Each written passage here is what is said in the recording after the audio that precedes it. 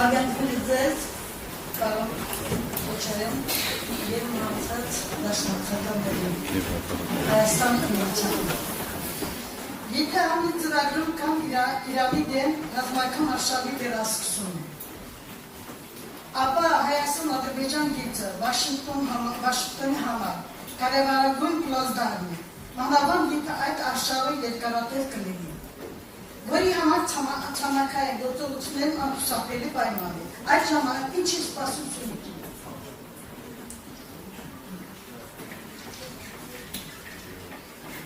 Ես իմ ելույթի ժամանակ ակնարկ արեցի։ Մենք իհարկե դժվարություններ ունենալու ենք եւ ստեղ խնդիրը հետեւյալն է. բոլոր պատերազմները ունեն սկիզբ, ունեն վերջ։ Միացյալ Նահանգների հետ հարաբերությունները մի օր կարող է փոխվել, բայց այն քայլերը, որոնք այսօր մենք անում ենք կամ փորձում ենք անել, վերելով մեր Հայաստանի և Իրանի հարաբերությունների տարածմանը։ Հարևանի հետ շատ հեշտ է հարաբերությունները փչացնել, կենցաղում չեն այլ։ Հետո շատ ավելի դժվար է վերականգնել այդ հարաբերությունները, որովհետև հարևանից վատ բան չի սպասում։ Եթե մեկից վատ բան չի սպասում, մի փոքր նույնիսկ ինչ-որ մի սխալ բանը ծանր է ստանում և իսկապես հարևանի հետ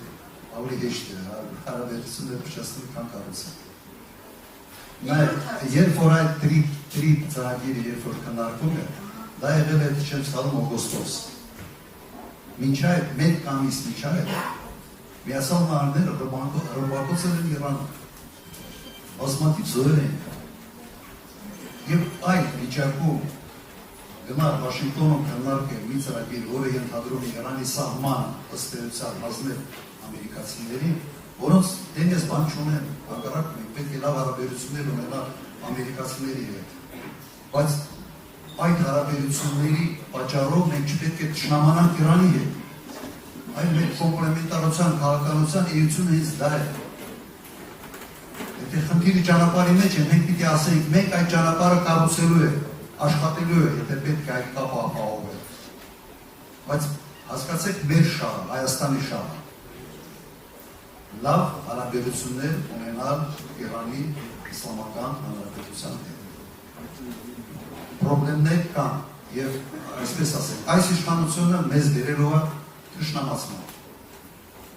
Ուղղակի վերհիշենք 44 օրյա պատերազմ։ Վրաստանի տարածքով մենք ինչու չենք կարողացել տեղափոխել ռազմական բեռներ, նույնիսկ օդային տարածքով չենք կարողացել։ Ինչու մենք այդպիսի խնդիր երբեք նախկինում չենք ունեցել։ Այդ հարց պատասխանը մինչ այսօր ոչ ոք չի։ Չանենք նույնը Իրանի հետ։ Այդ դեպքում սենց կոպիտ ասած մենք սենց բանկա չեմ, որ բանկան զակատ ունենք։ Այս սենց զակատի բան վիճակում ենք հայտնել։ Եվ դա այն վիճակն է, երբ սկսելով են մեզ թելադրել և մենք պարտավոր ստիպված ենք ելնելու են թելադրանքը կատարել։ Հիմա սա է ուզում այս իշխանությունը։ Որ ամեն անգամ ինչ ասեն, ինքը պիտի անի, հետո ասել է ինչ անեմ, ճար չունեմ։ Ճար ունես, կարող է ճար չունես, ճար ունես, խելք չունես։ Երևի ավելի ճիշտ ձևակերպում է սա։ Երկրորդ հարցը Եվրոպան հեղափոխության տակ է վերցնում Հայաստանը դիտ շահերի համար և այդ դեպքում Հայաստանը գործում է իր սուվերենիտետությունը։ Այդ կարգավիճակը ինչպես է պլանում։ Մի քիչ լավ չլսվեց։ Եվրոպան իր հպատակության տակ է վերցնում Հայաստանը։ Ո՞վ ասաց թե վերցնում։ Դե Փաշինյանի բանով այդ ձև է տանում Հայաստան իր շահերի համար և այդ դեպքում Հայաստանը գործում է իր սուվերենիտետությունը։ Ինչպես է նայում հարցը։ Նայեք, այն ինչ արվում է Եվրոպայի կողմից այսօր հայտարարությունները խարախոսող եղադրվել ունեն մեկ նպատակ՝ ցավացնել Ռուսաստանը։ Այո, հենց այդ հարցը։ Իրատեսական ոչ մի հեռանկար այստեղ ուղղակի չկա։ Ուղղակի չկա։ Եվ նաև մենք տեսնում ենք Ռուսաստանի արձագանքը ինչպիսին է։ Ռուսաստանի նախագահի հայտարարություններով երեք անցած օրը սա խնդիր է։ եթե դու ապրում ես Հայաստանի շահերով, եթե որպես առաջնորդ պետք է հետապնդես Հայաստանի շահերը, դու չպետք է թույլ տաս, որ Հայաստանի տարածքում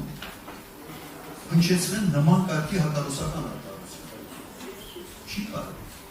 Հարևանություն նույնիսկ բարեկամ դուք պատկերացրել եք ձեր ամենից մոտի ընկերոջ տունը ինչ-որ բան հավաքում եւ կոնկրետ ձեզ հասնում